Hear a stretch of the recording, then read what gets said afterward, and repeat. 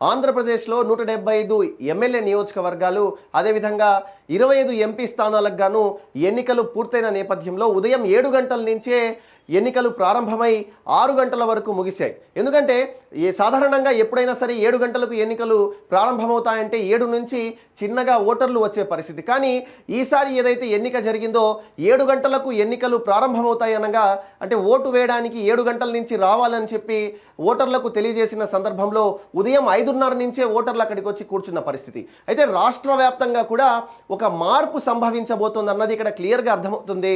దీన్ని అయితే చంద్రబాబు నాయుడు గారు ఒక ట్వీట్ చేశారు. అది ఏం చేశారో ఒకసారి చూద్దాం. ఓటరు చైతన్యం వెల్లివిరిసింది, ఈ సంకల్పం రాష్ట్రానికి మేలు చేస్తుంది. చంద్రబాబు రాష్ట్రంలో ఓటరు చైతన్యం వెల్లివిరిసిందని ఉదయం 7 గంటల నుంచే పెద్ద సంఖ్యలో పోలింగ్ బూత్లకు తరలి వచ్చి ఓట్లు వేసిన వారికి తెదేపా అధినేత చంద్రబాబు ధన్యవాదాలు తెలిపారు. రాష్ట్రంలో ఓటరు చైతన్యం వెల్లివిరిసిందని ఉదయం 7 గంటల నుంచే పెద్ద సంఖ్యలో పోలింగ్ బూత్లకు తరలివచ్చి ఓట్లు వేసిన వారికి తెదేపా అధినేత చంద్రబాబు ధన్యవాదాలు తెలిపారు.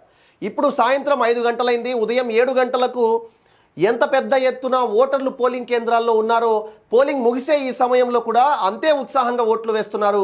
ప్రజలు ఓటింగ్పై ఇంత ఉత్సాహం చూపడం ప్రజాస్వామ్యానికి శుభ పరిణామం. ఆ వర్గం ఈ వర్గం అని తేడా లేకుండా అందరూ వచ్చి ఓటేస్తున్నారు. అన్ని ప్రాంతాల్లో అదే జోరు కనిపిస్తోంది.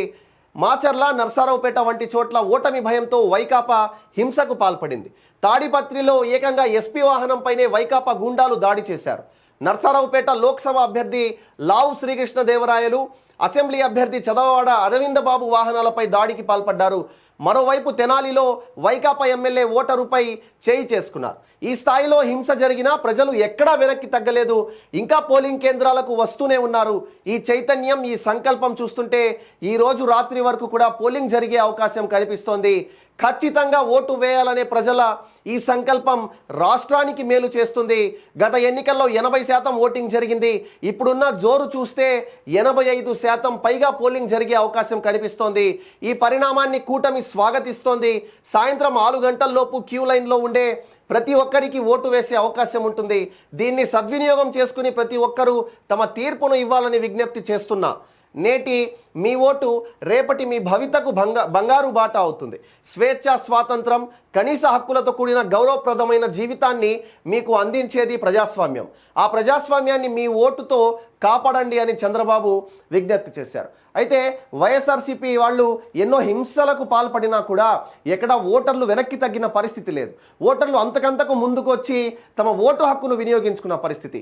గతంలో 79% పోలింగ్ నమోదైతే ఈసారి 85% వరకు పోలింగ్ నమోదయ్యే అవకాశాలు కూడా ఉన్నట్టు ఇక్కడ చంద్రబాబు నాయుడు గారు చెప్తున్నారు.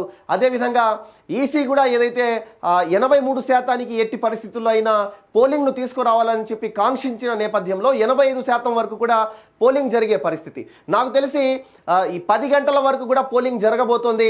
10 గంటల వరకు ఫైనల్గా ఎంతైతే పోలింగ్ జరుగుతుందో దానికి సంబంధించిన పర్సంటేజ్ వచ్చే అవకాశం ఉంది. కాబట్టి ప్రతి ఒక్కరు కూడా వేచి చూడాలి. Thank you for watching. This is నిజా.